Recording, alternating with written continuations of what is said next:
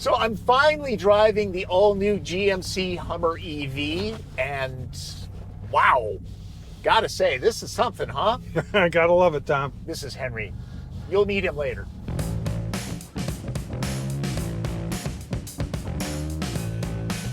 Everything about Hummer was controversial when production shut down in 2010.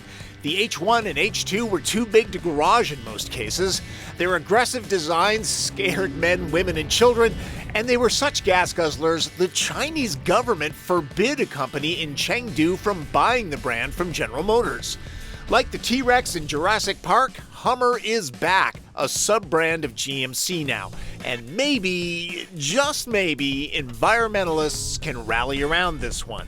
The Hummer is a pure EV now, no tailpipe emissions at all. It still has the same Hummer attitude and controversy. For starters, this is not a small truck.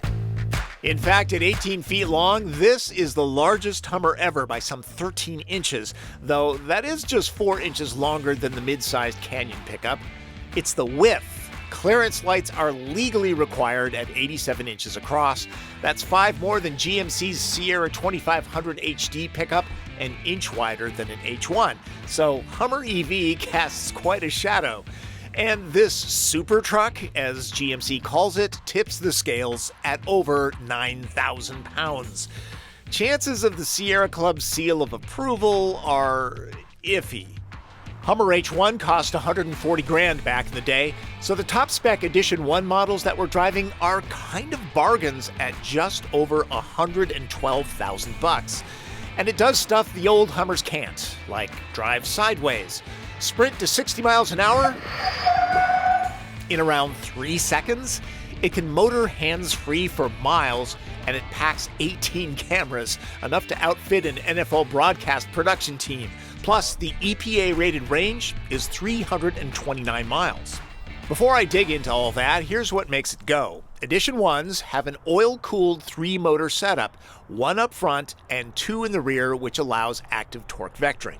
Altogether, there's 1,000 horsepower with 11,500 pound-feet of wheel torque on tap, though most will go with 1,200 pound-feet of motor torque as a reference. No transfer case, none needed. There's an adaptive air suspension that features a recovery mode. It gives the Hummer EV 16 inches of ground clearance or 32 inches of water fording, same as an H1. It takes about 35 seconds. I sped up the video. 4-wheel steering, too. That's covered later. This is all cool, but the crown jewel is GM's Ultium battery system, which is modular and charges incredibly fast. This pack size is 205 kilowatt hours. It consists of 24 battery modules, and what you're not seeing here if you remove this cover is there's 24 cells inside of this battery pack in a 3P configuration. On the team, we think about this as 2 12-module packs in parallel inside of one enclosure. And so when we're in propulsion mode and we're driving or doing basically anything but charging, we're operating the packs in parallel. When we connect to 800 volt capable DC fast charging station, we sense that automatically and we reconfigure the pack to be in series. So essentially nothing moves, but we take the packs and wire them in series, which raises the voltage to 800 volts and allows it to achieve 350 kilowatts of peak charging. That's right. If a 350 kilowatt commercial station actually delivers it, Ultium takes on the full amount, unlike most that are limited to 240 to 250 kilowatts. 20 to 100 level 2. If you had an 11.5 kilowatt capable wall mount unit, it's about 16.5 hours. And Ultium's packaging is unique. We're really proud of the wireless battery management system. So it eliminated 55% of the connections from prior EV packs at General Motors, reduced the wiring in the pack by 90%. It's almost totally wireless. So the only connections between the modules are coolant and the high voltage bus. Down the road, if you needed a module replacement for some reason, and we had, by mid-decade, we'll likely evolve the chemistry of our cell, you can actually mix that new module chemistry into your vehicle in service if needed. I'm going to do a separate detailed video on Ultium later. What we're doing here today, terrain mode is our slow technical rock crawling mode. There's quite a learning curve to this truck, so in the shadow of the Cardinals' home turf, GMC engineers show us the ropes the day before we head off-road. So this can cycle through terrain mode, tow haul mode, normal mode, my mode, and off-road. So we're gonna be in off-road mode right now. This is to learn the features, so we're schooled for actual off-roading. It's pretty deep. I'll probably forget more than I remember. I'm in terrain mode. There are a number of drive modes, and these make a tremendous difference. And if I lift off, just lift off the accelerator, the vehicle coasts to a stop. I don't have to touch the brake pedal. Again, very similar, the same driving inputs you would have if you were doing EV one-pedal driving. Okay. In this, what I'll call terrain mode one-pedal driving, which is mechanical brake based, you get this gradual stop that allows me to, again, assess the terrain. Maybe I'm not sure about what's in front of me. I don't have to jump on the brake pedal every time. If I shift down to the L, or the low range, it's going to be much more aggressive. It's as similar as if I was stabbing the brake. So if I come up, I'm going to lift off the accelerator. It grabs us a little bit more aggressively. You see a little bit more head toss from your passengers. Terrain mode uses regeneration and the brake system for one-pedal driving. No need to left foot brake. And to add even more regen braking, there's this, just like on Volt and Bolt. And WTF, in Hummer speak, that's watts to freedom. Engage it, and Hummer preps itself by lowering the suspension a couple inches and warming the drivetrain if the motors and pack are cold. And when you're ready, go ahead and put it in drive. All right, so you've already got your brake applied. We're in the mode still, so go ahead and left foot on the brake. Now right foot goes all the way to the floor. It even offers up a little theater. Okay, it is really cool how Isn't it? the seat just throbs. All right, ready? Mm-hmm. Wow.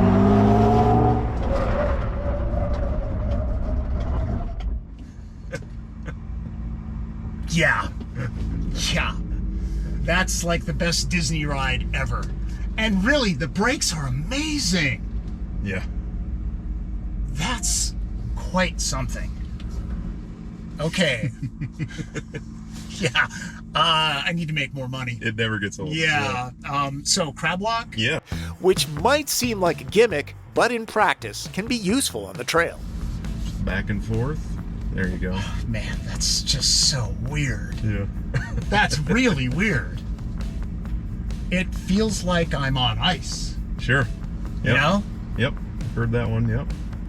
One of my best attributes is that I never get motion sickness. Crabwalk could trigger that in anyone.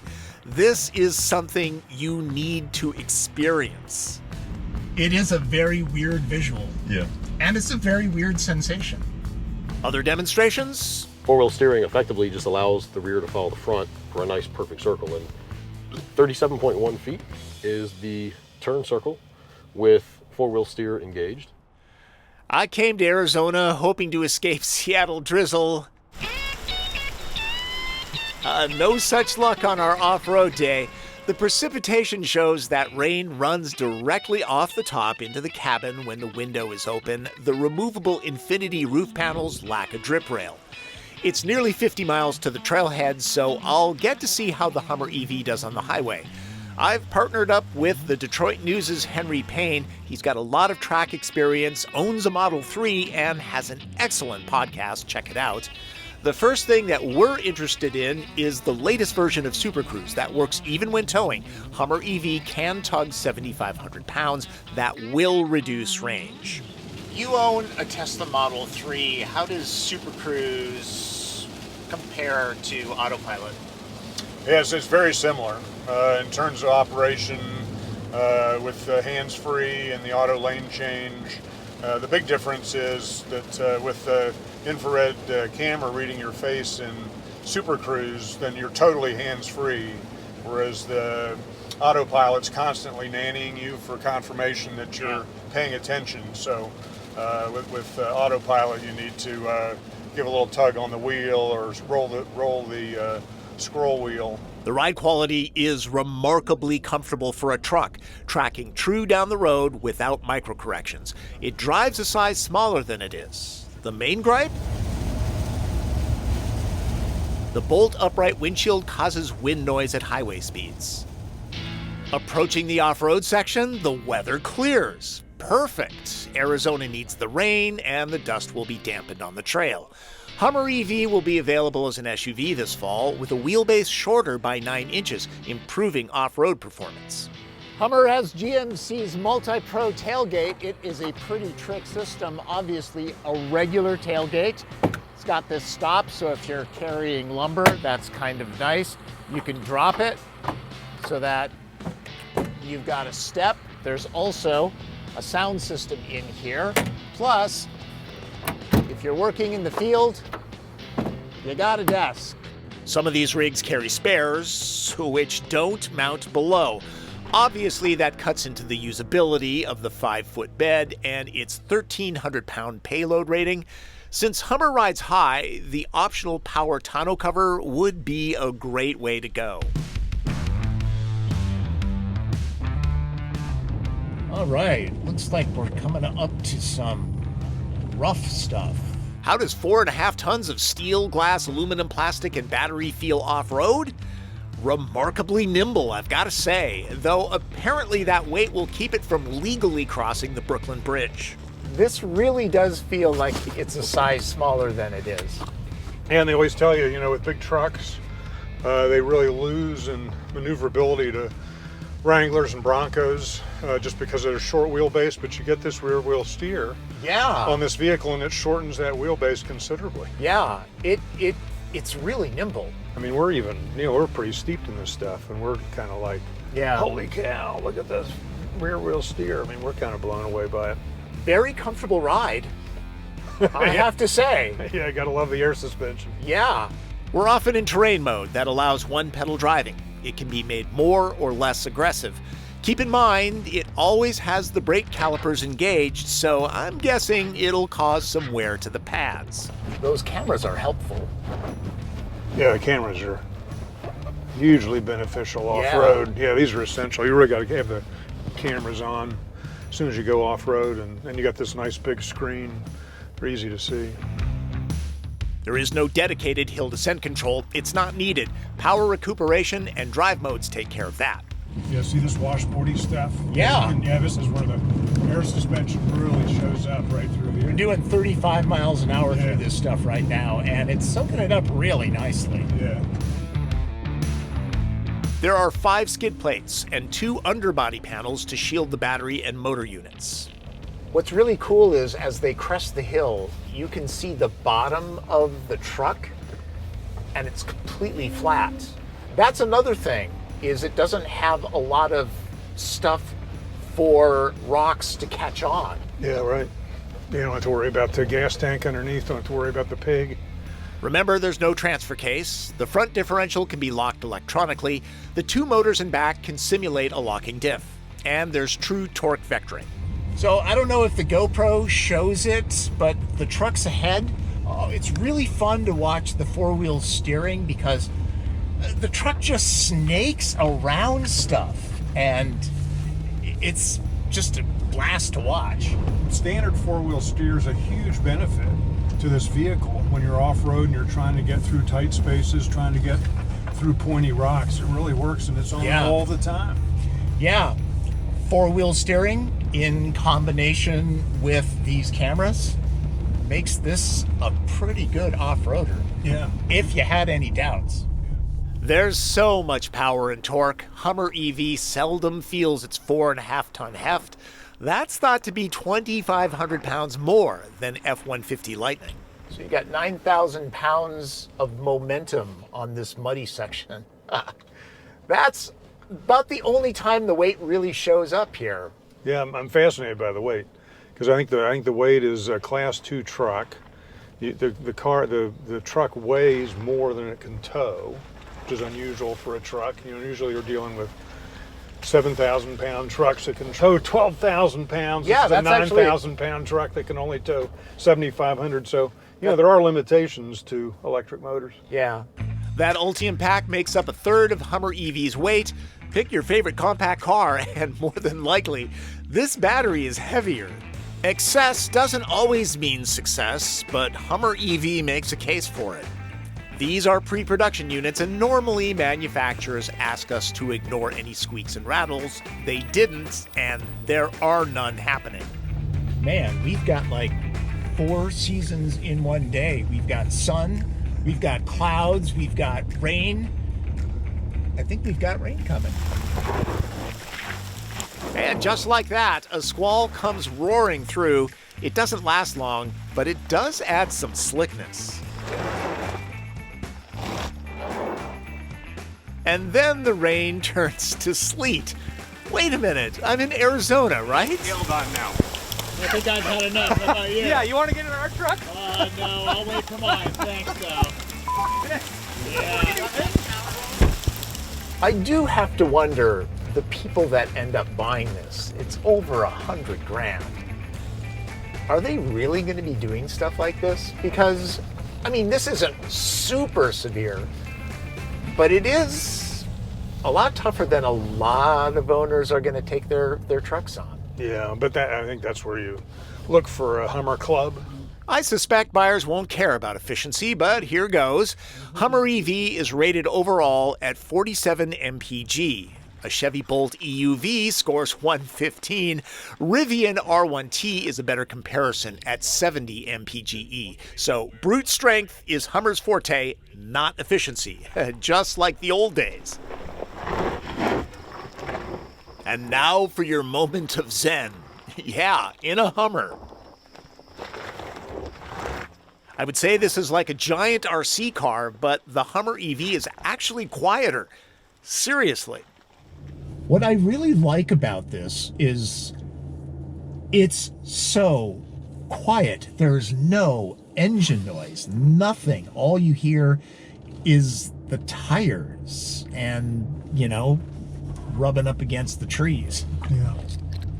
Sound is one of those things we've all grown up with. Yeah. Love the sound of V8, but the quietness, you can hear the birds chirp if there were any birds. Yeah.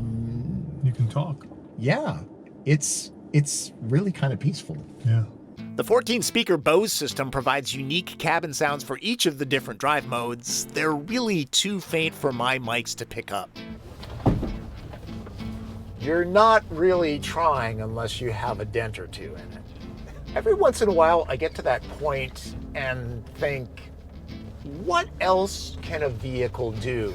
Vehicles have gotten to that point where they can't get any better, and then you drive something like this, you watch the four-wheel steering, you've got all this massive torque. Yeah. Wow. It's a good time to be in the business. It's good to have a $100,000 vehicle too. Yeah, that's not yours, right? That's the trick, kids. And just as quickly as it started, everything clears up. We stop to enjoy the view. Here's one. What better way to enjoy it than taking off the infinity roof panels? It's easy to do. We don't even have an owner's manual, and it's intuitive. Each of them are numbered, so there's no guessing when reinstalling them. And they have their own spot. You could take these pizza boxes out if you want to use this yawning space for storage, but the panels are polymer, not glass. They'd probably scratch if not properly stowed. But they are light, making the process easy. And no, the doors aren't removable, at least easily. I've not said much about the interior. It's a very Hummer space, macho to the extreme and roomy. The Ultium platform is board flat. This console hides the fact that there's storage underneath. Lots of grab handles, you'll need those on the trail. Plenty of storage. The console is quite deep. Lots of Easter eggs, too, that play to the Hummer's moonshot development process. Seems like GM's playing down the military heritage. This color trim is a bit gold chain lifestyle for my tastes. And while this fabric has a cool Major Matt Mason spacesuit vibe, not sure white is practical for a tough off-road machine. The seats, covered in neoprene, are comfortable and durable. The interface runs Android Automotive. My time messing with it was very limited, but I can tell you the Unreal Engine graphics are great. Maybe too nice. They're kind of distracting. This reflection is a camera angle thing. To the driver, the displays are very clear. Both this and the gauge cluster are raised high, so everything is kept in the driver's sightline. There is no head-up display. GM couldn't make it work because of the windshield rake. A quick look at the back seats. No, Evil Twin didn't come to Phoenix, but I can tell you that this is wide enough for 3 full-sized adults. Cushions are a little bit low, so thigh support is on average, but there are so many features back here. You've got a separate climate zone, you've got heated seats, you've got storage, you've got places to charge your phone. Seat back pockets, there are 2 of them. Cup holders, these things are kind of cool. You can stow camera gear and such. And the seats, those flip up, so there's plenty of storage all the way around here. Hummer EV is a pretty useful rig. As for design, I'm not going to dwell on it. It's pure Hummer and won't be mistaken for anything else. This will be either loved or loathed, and you know who you are. It's like a battery-powered Tonka truck come to life. Some of it is form follows function. The ramp of the front and rear allow excellent approach and departure angles. The lighted grille isn't necessary, but it is cool. There will be some snickering from the Jeep crowd because it wears 35-inch Goodyear Wranglers. 37s are available. As for size, it doesn't look as big as it is in person, and the SUV will be shorter by 20 inches.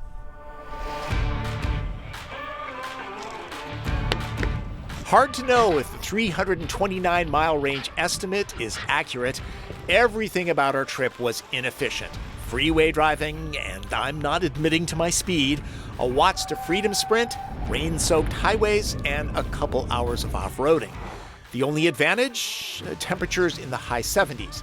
So, extrapolating what I know about EVs, it seems like it could hit the estimated range in normal driving.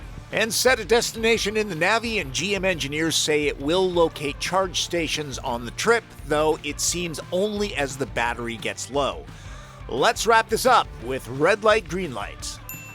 Green light. The deep goodness of the Ultium propulsion system. You'll notice the power, sure, but its geeky advanced tech is even more impressive. The commercial charging speed of 350 kilowatts is unmatched by other mainstream automakers. The comfort and drivability on and off-road must be experienced to be appreciated. Very impressive. It's stuffed with tech. Super Cruise, Crabwalk, Watts to Freedom, 4-wheel steering, and so much more that I didn't have time to cover. Yellow lights? Yes, the commercial charge rate is impressive if you can find a 350 kilowatt station, but the huge 205 kilowatt hour pack still takes time to juice up, especially at home. The roomy cabin does accommodate 5 full-sized adults. With those white interior panels, let's hope they're clean ones.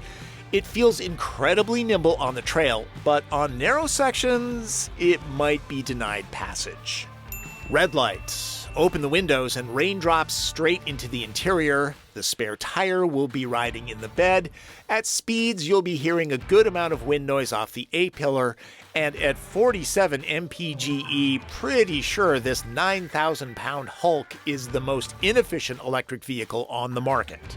So yeah, the new Hummer EV has some of the old Hummer baggage, but if this is what it takes to get pickup bros interested in electrics, so be it. General Motors is offering an olive branch to get them excited, one that's the size of a tree trunk. Extreme? Over the top? You bet, but it's a brilliant machine, more than the sum of its parts. All right, Henry, let's wrap this up. I think this is an incredible vehicle at an incredible price. But still, man, if you had the money. 1,000 horsepower, 4-wheel drive, 4-wheel steer, 35-inch tires. What's not to like, Tom? Well, there's the excess that Hummer has always dragged around. That's going to trigger a lot of people. With all of its capability and an electric drivetrain, Hummer has changed for the better. But the bad boy image, it'll never outrun that, even in Watts to Freedom mode. Some housekeeping here. I attended a GMC event, slept in their hotel room, and ate their food. Opinions are my own, though. And I'd like to thank Henry Payne for his patience while I jumped out of the car over and over to run ahead and get video on the trail. I had just run 100 yards ahead when the cloudburst suddenly happened, so I got drenched. This is what I do for my craft. And Henry suffered for my craft too, since I probably smelled like a wet dog. And man, did I have technical problems. On day one, 2 of my GoPros fritzed out, and the first run where GMC engineer Aaron Pfau explained how to get into Watts to Freedom, my mic simply shut down for some reason. Audio. It's not just for radio anymore. And because of those issues, I couldn't get to the hydrogen fuel cell charging that was going on near the stadium. GM brought these in instead of diesel generators. How eco-green of it. Hope you got something out of my look at the GMC Hummer EV in challenging conditions. Instead of a fun fact, I'm going to leave you with a story. Back in the day when I was testing a Hummer H2, which is about this size, some woman came up and absolutely browbeat me for driving such a horrible vehicle for the environment. I mean, she really took me to task, and I explained it's not mine and I'm testing. She didn't care. She was upset about it, and she walked away and she got into a Chevy Suburban. Seriously, I just had to laugh. Thanks for watching. Remember, subscribe to this channel. Follow me on Twitter, very active there. And if you have a question, leave it in the comments. That's Driven. I'm Tom Voelk.